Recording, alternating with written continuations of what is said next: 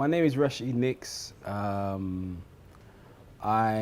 lived in Brixton for many, many years. Where was you before you come to Brixton? Before I came to Brixton, where did I live? I lived down in Camberwell, on the border, sort of Vassal Road, Camberwell New Road. Yeah. So depending on what you want to call it. So some people refer to it as Kennington. Some people said Camberwell. Some people said Brixton. It depends which court you're Depends. in. Yeah, depends on what side of the block you're in. Yeah, that's where I was. I was a Camberwell brother. But I always liked Brixton. I always liked Brixton. I always liked the energy. From when I was a youth, growing up with my dad and my mum down in Crystal Palace. We'd come to Brixton every Friday or Saturday to do the shopping, And I remember, going to the record shops with my dad as a little youth, like 4 years old, going record shopping and buy certain tunes and then bring the tune home. And mum would cuss him and say, you can't buy them, the little rubber push-up tunes Yes, back in the of day. course, man. And she's sending him back to the shop, and we have to go back to the shop, and that means we go back to Brixton, so he's got to get... Wait a minute, she sent him back to the shop? Yeah, my mum had my dad under manners, man. She had him under manners. So he would buy a tune, and she'd say, that tune's too nasty, don't, you remember them Big 7 and Big 6, remember them old time tune? For those of you who don't know, for them was like back in there was a series of tunes, reggae music, that was a little bit X-rated, all kind of innuendo, tongue-in-cheek, and little rub-up, push-up tune, and it's all about sex and everything, but in a kind of jokey way. But my mum, was like, you shouldn't bring these tunes into the house because you have a bad influence upon the boy, and da-da-da-da-da. So she make him take the records back to the shop.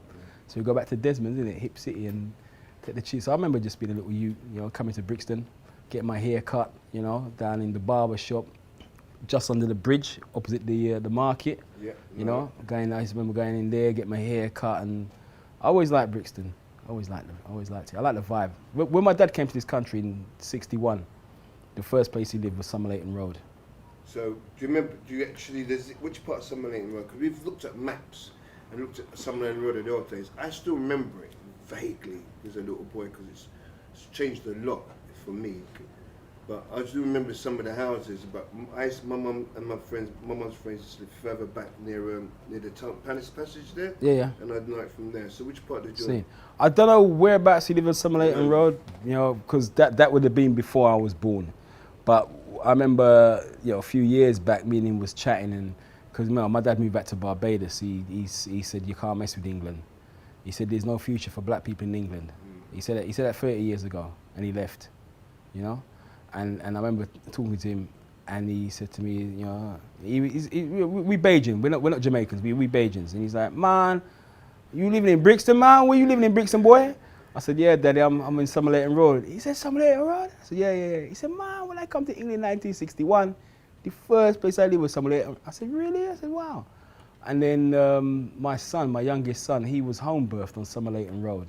So my dad, myself, and my youngest son all got this connection to Somerleyton Road. Yeah. And I lived on Somerleyton Road. It must be like 20 years, man. I loved it. I loved it so much. I cried when I left, man. Serious. When did you leave exactly? Serious. I left as part of the kind of regeneration of our estate. So that would be, they finally got rid of me. They finally prized me out of there. 2014, I think it was 2013. Okay. And they finally got me, 2013. When I hear people say to me 30 years or 25, 30 years, I forget we're talking in the 90s and 80s, which is not really that long ago, right? It makes you feel that if people were saying then that this is not a good country for people like black people itself, right? And now we're coming to modern times, and some of it is coming to fruition that, it's a hostile environment for some of the generations there. But Well, it's interesting because when my dad, because he was always giving me these jewels, and I didn't know what the hell he's talking. I'm like, what were you talking about? Like, don't hang your hat where you can't reach it. I'm like, but I don't wear a hat. You know what I mean? All them kind of theory. But when he came out and dropped that thing about there's no future for black people in this country, he left England. It was about maybe 2 weeks after your mum's got shot. You understand? After the riots in Brixton kicked off, I remember I lashed some things out of a store down in Coldharbour Lane, and I went and I sold it to him. And yeah. Before he left? It was like that, yeah. Okay. I wouldn't even. It was like that. Elaborate on more in there. It was like that. I remember my stepmother she went ballistic. You know, my dad was like, the man got a car stereo and some speakers. I need a car stereo and some speakers. Easy do. It's easy to do. But I remember he left a few weeks after, and you know, with what happened to your mum, and then was it the week after? It was it Cynthia Jarrett was her name? Cynthia Jarrett. Yeah, there's three of them. in Tottenham. Yeah. Yeah, and that and what happened in Tottenham and everything. So his words were quite profound. Like, there's no future for you here, son. There's no future. And then the riots kicked off afterwards, and it was like, well, I tell you, leave this place, man. You know. So it was like that, and I remember living on Brixton Hill in the early '80s with my brother and one of the raw, hardcore, old school Brixton characters, a man called Roy Weatherman was his name. Yeah? Know the name. Right. And so I lived in a house with Roy Weatherman, and this brother, the stories what he would tell me, I was a little shorty, you know what I'm saying? And the stuff that he would tell me and what he come out with, man, make your hair stand on end. He was raw, he was funny, he was frightening, he was a bad cook, like, man, man make curry go, and you cry, you're like, you didn't try to lick the plate clean. The man was a boss cook. And so I learned a lot of stuff from just being around him and seeing how he moved. And so that was Brixton Hill, and you know, living up there. My cousin Tony Nick's Touch of Class sound system. They built their sound system in our yard on Brixton Hill. Okay. And their first party they did, rather than take the speaker boxes out the yard, they just did a party in the yard after they built the boxes. That's Touch of Class, right? Touch of Class. Yeah. I remember them. Yeah. So you know, and it was like that. But anyway, sorry, I digress, man. No. You did well there, but when I try and talk to people and I ask them what does it mean to belong in Brixton, right? We get different views, but what's your view of what you think to belong in Brixton? What does that mean? For me, belonging in Brixton for me is the ultimate sense of community, security, love. It's as near as the Caribbean as you can get without being in the Caribbean, in my opinion. Obviously it's changed now, you know, but I remember, you know, back in the day, you know, I remember one day I had to go to a funeral and my clothing was in the dry cleaning. Remember what's his name, Curtis, up on the Railton Road, yeah? Yeah. Just through the passage, right? Yeah. And he's got my little linen suit in the dry cleaner, you know, and I've got to get to this funeral. So I've come out my yard in my boxer shorts and a string vest, and that's it, and a pair of shoes. And I've just come walking down, it's summertime, innit? I just come walking down the block and no one cares.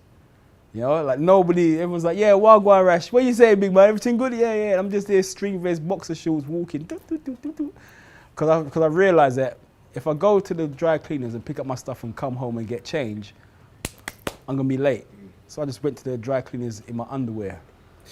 Sorry. You know what I'm saying? I can't even laugh, but I can imagine the view as well. And no one said nothing. No, because nobody cares, innit? Because it's like being in, I don't know, Louisiana. It's like being, you know, in the hood in Barbados, or being in the hood. Like, some man come out in his string, in his marina and his shorts. So what? Who cares? Obviously, you do that shit down in Chelsea, they'll probably call the police on you and, you know, taser your ass. You know what I'm saying? We did it in Brixton. No one gives a shit.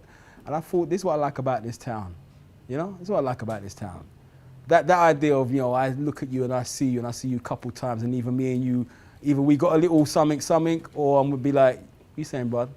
And then at some point we're gonna have a conversation in that corner, and then we're gonna see, okay, where do we connect? You know what I mean? What's your thing? What's your hustle? What, you're a music man? You're a sport man? You're a drugs man? You're this man? You're that? I was gonna say that, you know, because I think there's more to it than what people. For me, it's quite deep, right? Because I've left Brixton a few times in different ways, right? Mm-hmm. And every time I come back, I always feel that for me to feel like Brixton, I have to go to certain places, be seen by a certain man and be in a certain environment, right? So it's like you have to come into a certain depth. So do you believe that, which part do you believe that gives that sense of when you belong to Brixton, you have to be part of this?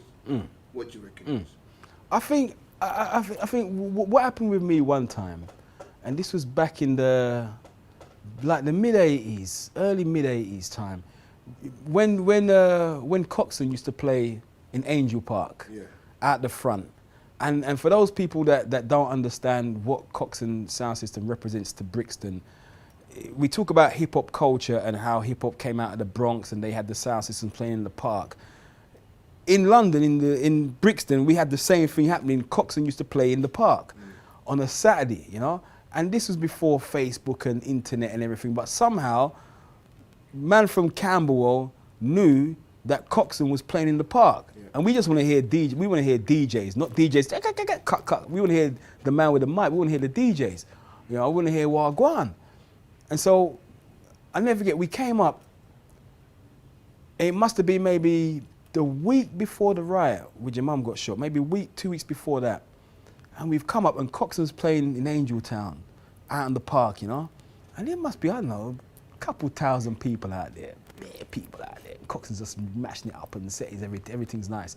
And I'm with a brother, tall brother that I used to go to school with, because I went to Peckham Manor. That was my school. Okay. So already there's a little friction, because I went to Peckham Manor and these men was Dick Shepherd and William Penn and whatever. I was Peckham Manor.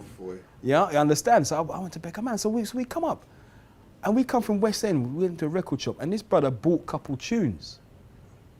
And we've come to Angel Park to hear Coxon, and he's got a little bag, got a couple 12 inches in the bag, you know, and we're there, sets playing, everything's nice, boom, boom, boom, boom, boom. A couple man was like, look at him, sized him up. Yo, what records you got there, man? You got some new music, what you got there? And the brother, like an idiot, handed the record bag to this brother. And I was like, you idiot. You know what I mean? You fool. Like, even I knew, yo, these men are setting you up, brother. And he handed the man the records. The man pulled out records, looked at him, couple soul tune, looked at them, and said, yeah, I've seen. Passed the records to his next friend, who passed them to a next friend, and the records just disappeared. They was gone. And they was gone. And I was there, and I just breathed in, and I got vexed. And I was like, yo, big man. Because they was a couple years older than us. You know? I said, yo, big man, what are you doing? He said, what do you mean what are you doing? I said, you can't do that. Because I'm going to defend my corner. Because I'm now, you know, I'm in kind of enemy territory. And if I'm coming off like a little piece of meat, I'm going to get eaten up. Yeah. So I got to make my noise and like, yo, what you doing? Hey, blah, blah, blah, blah, blah. And the man turned to me and he said, yo, little boy. Or little man, he said, yo, little man, we never rob you. We rob your friend. And if he ain't defending it, what are you getting all worked up for? Cool yourself. I said, we ain't cool. Yo, D, say the word, man. Boop, boop, boop, boop. And they start laughing. And they said, we like you. You got spirit. Where you from? I said, yeah, blah, blah, blah, blah. And then man laughed, because my brother at the time had a gambling house on Mayo Road. And so I used to pass through and I see the attitude and I was like, rah, these men around there move different. These ain't like Camberwell brothers. These ain't like Peckham brothers. These men are more hardcore, a little bit more savage. And I realized to move in this town, you got to move a little bit differently. If you move too nice, they're going to rob your records from you. And that's when I realized, like, okay, if this is what you got to do to be in Brixton, I like this. And this is Brixton. Yeah. I like this. There's a little attitude there. I like this thing. And that's when I realized, you know, I thought, you know what? I got an affinity to this place, man. Because that man realized, if you got a heart and you're in Brixton, you're cool. If you're an idiot, then you get eaten up. And that's what I realised. I believe that as well. You'll find what you want to find if you want to find it in Brixton. You don't know. So tell me then, when did you become like politically aware and active in Brixton? What made you do it? What really switched it for me? I mean, there was always people out on the street. You know, I always remember, even in the 80s, there was brothers that was outside of the tube station collecting signatures for Louis Farrakhan. And that was mid-80s, and they were saying this man's been banned from coming to this country and he's trying to, you know, educate black people and teach us history and blah, blah, blah, blah, blah, sign the petition. I remember that, you know, and that was mid-80s. So that stuff was always there. The consciousness was always there. The Rastamans was always there talking something about Garvey and this and that. You know, riots was always happening and everything. Things was always kicking off. And I think, you know, what really, to a certain degree, politicized me through, in a kind of knee-jerk way, was when your mum got shot. That really had a huge impact. What kind of impact do you mean? All right, the same brother who got robbed of the records, I ain't gonna name his name because he's probably, This is a historical. yeah. But he knows who he is, and he's still my boy. You know what I mean? Yeah. And because we had a little routine of what we used to do every Saturday. Every Saturday we'd leave Campbell New Road, we'd go West End, we'd knock around down Oxford Street, go in a couple of shops, terrorise some people, you know, just make joke, and then we get on the tube and we come back to Oval, and either we go Brixton to hear the sound system, or because we was just, like I said, Vassal Road, Campbell New Road, so it wasn't far for us. And this particular Saturday, we came out the station, Oval, and there was a different atmosphere. Like, you could feel it. It was like something ain't right. I didn't know what it was. And I used to check, there was an old hustler, an old Jamaican hustler called Tanamo, who was like an uncle for me, you know? But he's one of them original hustlers from back in the day, yeah? And he lived on, what's that estate there down at Vassal Road? What's it called? Cowley, sorry, yeah. So he lived in Cowley, right? Chardin House, yeah? So I used to go and check him. And he would say, "Why you little boy, you don't know nothing about hustling. I'm gonna tell you." And he's got all these schemes that he's on. You want a piece of this? You want this? So we always used to go and check him and sit down and listen to these little mad stories from back in the day, you know? And then this day, we went round to check him, take him a draw or whatever it was, you know? And him said, them killer in our bed, them blood clot, them killer. We're like, they kill who? Them shoot the woman in the picnic and the picnic get, because you know, everyone's getting all emotional about, who got shot, who got shot?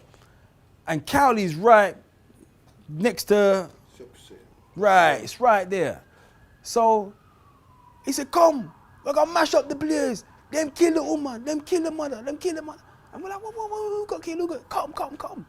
So we leave his house and we came out onto the street, and that's when I was like, okay, that's why the atmosphere is different. This is what has happened. Something's happened. And I remember when we started walking, and we was walking up Brixton Road, so we come out Vassal Road, we start walking up Brixton Road. And as you're walking, no one's laughing. Everyone's looking serious. You know, everyone's looking very serious. Everyone's looking serious. And you're looking at man that you don't know, and he's looking at you, and you look at each other, and you just look a man in his eye, and just nod their head like, yeah, it's on. It's on. You look to the next man, yeah, it's on. It was just like an unspoken, yo, let's do this. Let's do this, come, let's go. And you're walking up Brixton Road, boom, boom, boom. And you're looking, and the same brother that got robbed of the records, he's walking with us, and he just disappeared somewhere. And that's when you realize there's soldiers, and there's generals, and there's straw man, you know? And the straw man just disappeared, you know? And I'm like, yo, we down for this soldier thing, let's do this. And we're walking up the road, boom, boom, boom. And as you're walking, you just pick up a little something, because you know you're gonna need something to, you know?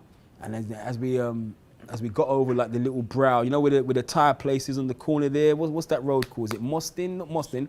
Is it Mostin? Is it further up? Mostin Road, on the corner by the green. Yeah, and they got a little tire, and the tire place in the corner. Yeah. And we must have come past there, getting towards what's it called? It used to be called White Horse, and now they call it the Jam. It's called the Jam. Yeah, and as you realise that there's no cars coming down the road. So everyone's walking the road, and there's no cars going up the road. And so this man just walking the road silently, just marching up. And then when we saw there was a cloud, there was a black cloud, I'll never forget, a black smoke coming, a big black cloud. And the man was like, yo, that man burned down the police station. And what? And when man said it was the police station that got hit, they was like, yeah, whoa, boop, boop, boop. And then man started stepping up. But it wasn't the police station got hit. What it was, man put a line of cars across Brixton Road, turned them over, set fire to them. Yeah. But we're now thinking it's on. And when I'm talking about political awareness, we didn't realize that we was political. No one didn't have to say, yo, they shot the mother, we gotta get eye for eye, tooth for tooth. It was just like, yo, you ready? Yeah, let's do it, come, boom. And as we got up the road, and the roadblock was there, the police, I think the police was in front of the cars and burning, and they wouldn't let no one through. But remember, my brother lives on Brixton Hill. I'm going home. I'm going to Elm Park. Officer, I'm going home. Nah, you ain't coming. I'm going home, mate. What do you mean I'm going? What are you talking about? Hey, blah, blah, blah, blah. Listen, you can't come through here. Blah, blah, blah, blah, blah. Go through the estate. And them times there, Angel Town had all the walkways. Yeah. And so we've gone into Angel Town with about 30 man. And as we're running through Angel Town, man are looking off the walkways like, yo, what's going on? What's going on? We're like, yo, it's on. Rude boy, it's on. So man are running down off the walkway. So by the time we come out of Angel Town on the back of Gresham Road, there's about 150 of us. We've gone in with 50, we come with 150. And it's like, yeah, let's do this. Coldharbour Lane's, and it just went wild. And I was political for about half hour. And then I got into another mindset. And I felt guilty about the fact that the other mindset took over my politics. It's a weird one, because I was telling someone this the other day that I personally didn't look at myself as anyone being political. All I saw that we was in a battle between us and them. That's all I saw. Simple, yeah. It's very simple for me. I didn't even see what government had to do with it. And when they was talking things on TV, I didn't actually think they were talking about me or us, because it was a different thing. So even though we went through it, I didn't see the political side. But that's why I recognise what you just said there. I didn't know it's political. All I know is that you shot my mum, or you shot someone's mum. Yeah. And that's like a no-go. Mum's a no-go. Yeah. That was it. That was all we needed to know. That was it. Is that how you want to go on? Yeah. So that was me being kind of aware on a small p political level. But then you got to move that time frame now, fast forward it to the regeneration of my estate on Summer Leighton Road where I lived as part of that community, you know, that I lived in, you know, since like the, whatever it was, I don't know, mid-late 90s, you know? And it was a beautiful community in terms of, you know, the way people lived with each other. You know, everything that they say about Brixton, and it never happened in our estate. You know, obviously everyone defended their corner, but everyone was cool. So, you know, the children would all play together, so you knew, yo, fella, I know your father, you know, put that down. Like there was one time when you see Bully out on Summer Leighton. Yeah. Bully was a man who was always doing the gardening on the allotment level, right?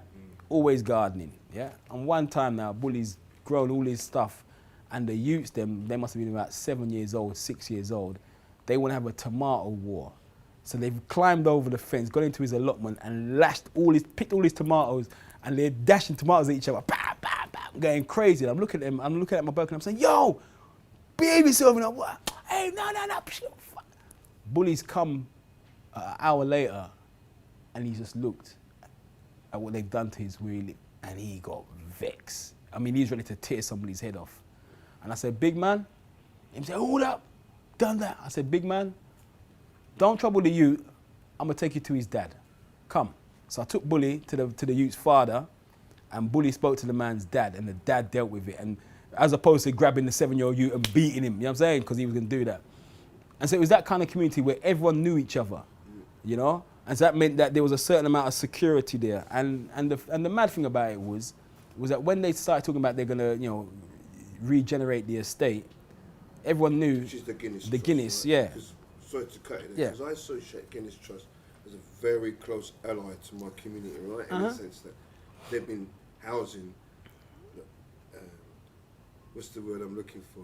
They've been part of the housing solution, I might say. Since 1890s. Yeah. 1890s. And no matter where you go in Lambeth, there's a Guinness Trust somewhere that we trust, right? And all of a sudden, that kind of like got fractured, right, in the last couple of years. Yeah, it's the corporatisation of social housing. That's what's happened. And so, you know, I was fortunate enough to move into Guinness when you could still go to the estate and you could make your application to the estate in the estate. You just fill the form out and you hand it in and boom, boom, boom, and you're up and running, you know? And so when the social housing started to change, we realised what they was doing was they was running our estate into the ground. So they wasn't spending no money doing any refurbishment work. But at the same time, as a community, it was a very beautiful community of people. It was 95% black, the estate was, you know. I remember one of my boys came and checked me, and every Sunday, as a rule in my yard, it was open door policy. The door was open, and I'm making curry goat, stewed chicken, vegetarian option for my missus because she's got her little crew, big rice and peas, some soup, blah, blah, blah, music's playing, doors open, and people just come through. Just turn up and they eat, and I know that there's enough food there to feed 12 people. You know, and that's how it used to be. It's like, you know, and it's open door. You turn up, you hungry? Yo, brother, take. And that's how it was. And my friend came to check me one time. And that was my cousin, and he said, right. He said, you know, this estate is like old school Brixton. I said, what do you mean? He said, you come onto this estate. He said, you hear music. He said, you hear fella. You smell jollof rice being cooked. He said, but then you smell Jamaican stewed chicken being cooked. Then you smell something else, and then you hear some Colombian music. And he's like, this is like the United Nations down there. He says, it's beautiful estate. I said, well, this is how we live. You know, we civilized people down here. And Guinness came and they demolished the estate. And when they started doing that process, that's when I realized that there was major problems. There was major problems. And there was one lady who lived on the estate. I got to give her a special mention. And dare I say it, was a middle-class white lady who lived on the estate. And this estate, which is a black estate, so the white families on the estate, you know, everyone knew who the white families were because there was no white families. You know what I'm saying? There was just a handful, but everyone was cool, you know? Everyone was cool. There was Alf, old man Alf, who'd been living on the estate. I've been here since 1932, and I got a coloured friend, right? This geek, you know, them old school man. And you're like, right, okay, well, that's how he is. That's Alf. And he's cool. He's part of our community. You know what I'm saying? We love him. And it was a white lady, middle-class white lady, whose children was born on the estate. And there was this word going around the estate that she wanted to have the people living in tree houses. She was an eco-warrior. And they was just cussing her. And people just be cussing this lady. And one day I saw her. And I said, excuse me. I said, can we have a word? She goes, yeah, what's up? I said, everyone says that you want to build tree houses and you're mad and you're an eco-warrior. And she's like, I know. I said, so what's going down? Then she started to give me the full SP because she knew all about how the regeneration was going to work out because she had that engagement with the system, which is what middle-class white people do. They understand the checks and the balances and the mechanisms, whereas we are on the outside. Because she knew that, they was trying to make her to be the target of the scorn of all the residents. And so she told me, and I was like, they're going to do what? She goes, yeah, they're going to demolish the estate, and they're doing this, and it's bloody outrageous. And I go to the meetings, and I make my concerns, and they marginalise me because I'm white. I was like, holy shit. I said, you need to have a meeting and call all the people out and tell them. And she looked at me, she said, I can't do that. They don't listen to me. She goes, they're your people. You've got to do it. And I was like, me? She's like, I've seen how you are with the people on this estate. You talk to everyone, and everyone knows who you are, and you're cool. She goes, I can't do it. She goes, I'm a middle-class white lady living in an estate full of black people. If I say this, they'll laugh at me, they'll scorn me. She goes, but what I will do is that I'll support you. I'll be your secretary, and I'll give you all the information that you need, but you have to do the speaking. That's your role. And that was the start of my political growth. No, let's For go real. into your political growth because it's quite a journey you've taken, my friend. I have to say, you know, Green Party, you're way up there in the, what's the word I'm going to say? The echelons of the power base of it all. Yeah. We can find you there. So talk to me about that, man. How has Brixton helped you shape your role within the Green Party? All right. Well, I was a director. I'm a media cat, you know, and that was always my thing, media and creative stuff. And I trained at the BBC actually as a cameraman, but I never worked there because I just thought. You trained as a cameraman, as in the big camera. I didn't know you did that. Yeah. I did all kinds of mad stuff, man. And but I just never chose to work there because I just couldn't be bothered because there was stuff I wanted to do out here. So we did stuff like, we ran like filmmaking classes in Angel Town for the youths and all that kind of stuff, you know what I'm saying? Get them thinking about stuff, yeah? And one year I made a film called Why Don't Black People Vote? Because we got the low voters turnout is in Lambeth, is in Brixton. Right, so we made the film, and then all the people that was involved in the film that I interviewed, when the election came up, I was calling all the guys in the film saying, yo, election's coming, you're going to stand for office, and nobody would stand. So because no one would stand, I stood.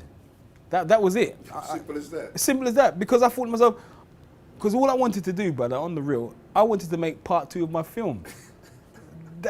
With, this is the situation in Brixton, and people don't vote, which means that they get shafted by the political process. We don't have any access to power. And when we don't vote, the people who serve us get voted out. And when we do vote, we elect Barack Obama and we can elect presidents.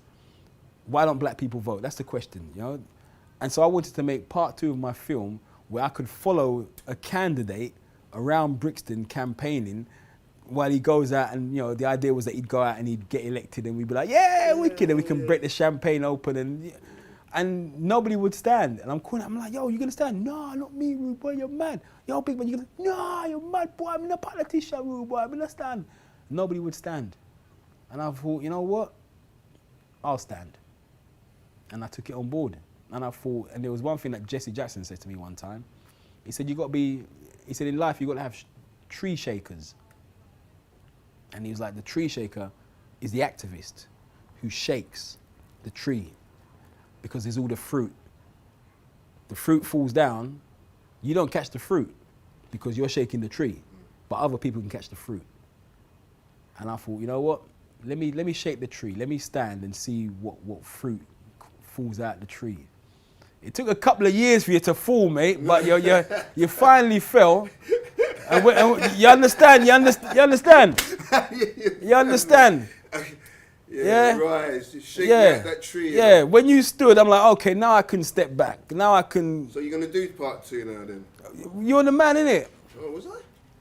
But it was them people at the Green Party with their control freakery didn't want to take on board the fact that in this community you have people that are qualified to do powerful things that affect the whole of this country. And they didn't want to see that we in Brixton have got people that are doing hedge fund managers work. We got people that can make incredible documentaries. We got people that can do all kinds of PR work and spoken word work and, political stuff. Yeah. All on the grassroots. You got Coxon said to me one time, we was chatting about sound system. I interviewed Lloydie Coxon, right? And got to big up Lloyd Coxon. Have to big up Lloydie Coxon. And Coxon said to me, do you realise to run a sound system, the level of politics that you got to deal with? He said, people don't realise, He said, we're politicians. Because you might have a bag of youths that potentially could kick off with themselves, kick off with something, and you got to manage that process to get that sound system built, to get it to be in a place at a certain time, to challenge that next sound system and play the right tune. He was like, it's politics. He said, but I'm not a politician, I'm a musician. So we got people in our community that can do huge things. And the Green Party came down after we said, okay, Michael's our candidate. And what we wanted to do was that we run the campaign with the support of the Green Party to get you elected. So we do a Brixton campaign, not a Green Party campaign, a Brixton campaign for a Green Party politician. And that was the story. And then they came down from head office, like they know everything about everything. And you're trying to say, yo, this is Brixton. This ain't flipping Sheffield or Derby, or this is Brixton. This is an independent runaway slave colony. This is like Haiti, 1793. This is the Maroons here. You understand what I'm saying? This is a colony that has proven itself again and again. It's not afraid to stand up and fight the system. It won't fight. It will stand up and fight oppression. It would have come under Labour's banner, So let me try the Green, because I thought the Green Party was quite close to what we were trying to be thinking and doing. But when I really come to it, it's got to be. It's got to come from Brixton. It's got to be grassroots. It's got to be grassroots. Yeah. Right? And I think that is the key now of understanding now that. Don't you agree that to be part of Brixton now, and to give it a sense of belonging, those that belong at the grassroots, and so now needs to come forward. Oh no, 100%. Whatever. If you think about it, you know, when you look back on the history of, you know, what Brixton was about, you know, going back into the 1960s, and how people did stuff independently, you know, like you had Sam who built the church on the corner of Somerleyton Road and Coldharbour Lane. The man built his own church. You know, imagine this, a man's built a church because the white churches, so-called Christians, when the West Indians go to their church and do their thing, they say, oh, anyway, go and find another church where it's more appropriate to your tambourine hand clapping. Basically, fuck off. We don't want you here. And then man said, all right, no problem. We're going to build our own church. And they just went and built their own church. Didn't have no planning permission, so the council pushed it down. And man built their church. Supplementary schools on a Saturday. The man didn't wait for the Elia or whoever it was to. They said, yo, our children are suffering here. We need to build our thing. And you know, one of the things that, you know, what the elders show me is all the stuff that had been put in place independently in the 60s and the 70s in terms of the black business sector. You know, there was black accountants, there was black law firms. You know, you had 1 and 2 black real estate people. I remember going to Thompson Bakery in the market every week. I'd go there, get my bun and buy my hard old bread, and then you see Mr. Thompson driving his big old P5 Rover with his big hat and his wife and all them. You know what I'm saying? And you see that man and you say, rah, that man owns that business. Okay, and he employs these people, and that man employs that, and a certain man got a cash and carry, a certain man, and you realise, you're like, hold on a sec, this man got a little mechanics, and this one's a decorator, and that one's a... Where's all that gone, brother? Like, gone. Like, there's nothing. At least when we was youths coming up, if you didn't want to be out on the little wild hustle, you always knew that there was a little man that was bigger than you. You could say, yo, big man, I beg you a little... What you need? I can hold a paintbrush, you know. You can decorate. Well, I can hold a paintbrush. All right, come. I'm going to give you £10 for the day. And you get a little, you know, fit a carpet or whatever. Dude, there's nothing there now. There's nothing there. And so what that really tells me is that whatever is going to come in terms of a solution for the people of Brixton, it's going to come from that independent grassroots thing. It's not going to be the council. You know, because the council don't give a shit about the folk in Brixton. It ain't gonna be the Green Party because they proved to me how they did your campaign. It was like they're not interested in what we have to say. We're trying to say, listen, the concerns of this community are X, Y, Z. Oh, excellent. We're gonna do ABC. You're like, yo, did you hear what we just said? Yeah, but anyway, this is the expert from head office. And you look at him and you're like, but brother, if you walk that Coldharbour Lane, man, you get robbed. You get turned over. And so it's got to be about community. It has to be about community because our young people are you know, not all of them, because there's some really nice kids. You know, I was with a young man the other day, came off of Guinness. You know, he's a journalist, writes for the Telegraph, wears his trousers pulled up. You know, looking all nice and clean, don't wear sliders, don't smoke weed, still lives on the ends, and writing, and people are like, you're a journalist? He's like, yeah, who'd you, oh, you mean like you got a blog? He's like, no, I write for the Telegraph. And they're like, the Telegraph? They can't believe it. That's where we come from. We come from the grassroots of being functional, standing straight, having value, being sharp dressers. I was very lucky. I've got uncles where they went uni.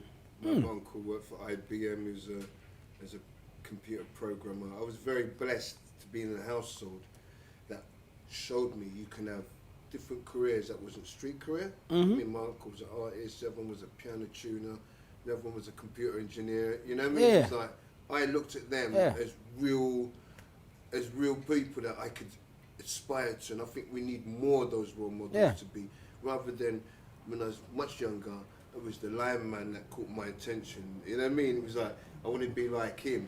And it was like, that was a detriment to me because it was not, I didn't really stack into my ability until I looked at my uncles and realised, especially after my mum got shot, how they conducted themselves and how they saw things differently. It opened my eyes to make me realise there's much more I could offer as a being, you know what I mean? But you know, you think about it, right?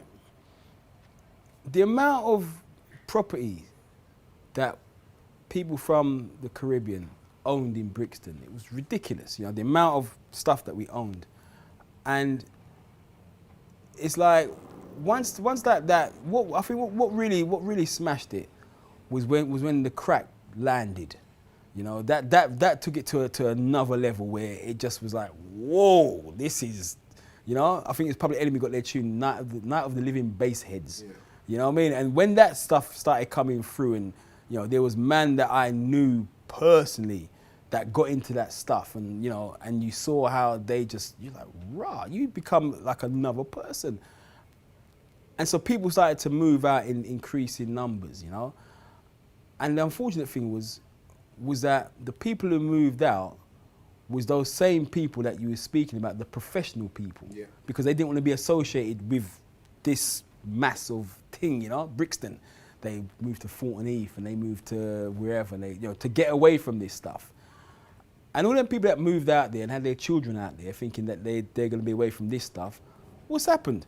It's followed them right down there. And now this town where they come out of, they can't even afford to come back in. No. And that's the mad thing of it. You know, it's like, what is it about the mindset of black people that has us come out and say such destructive things about each other? I've heard black people say, you know what, I don't like Brixton, there's too much black people in Brixton. Like, I never heard a Chinese man say there's too much Chinese man in Soho. I never heard an Indian man say there's too much, or a Bengali man say, boy, there's too much Bangla people in Tower Hamlets. The man said, yes, we have Tower Hamlets. Okay, we now call it Bangla Town. Yeah. And we're going to have the association of Bengalis, and we're going to lock it down, and we're going to make sure that whatever happens within our community, we have a certain amount of say in how the resources are allocated. For us as black people, there's something about the mentality. It's like, no, I'm not like too much black man in my Brixton. You know, why?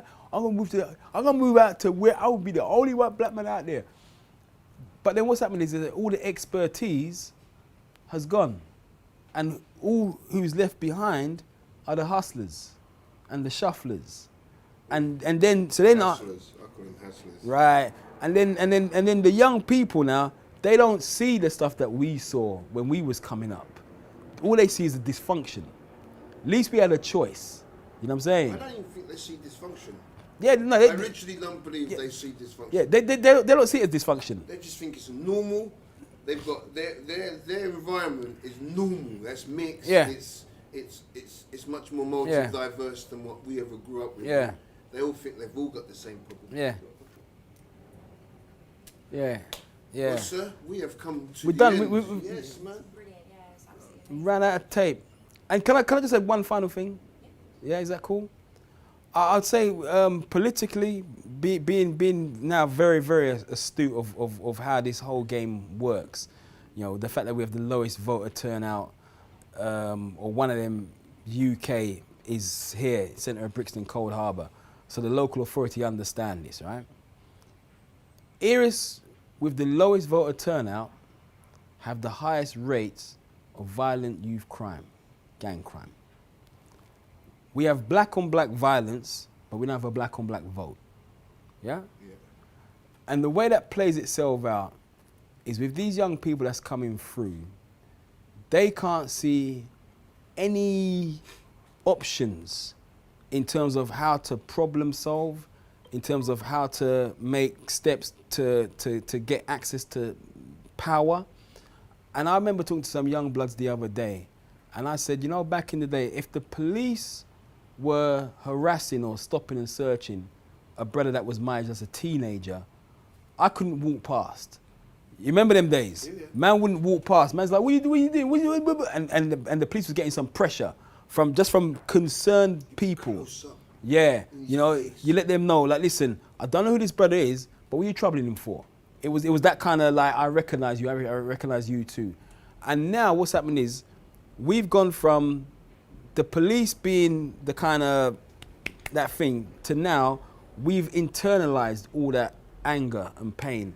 So we now, our young people are now looking at each other with that level of anger and violence. And so it manifests itself, you know, you can't come from Angel Town and go over to Moorlands. You can't go from Moorlands over to flipping Tulse Hill. And you're like, what?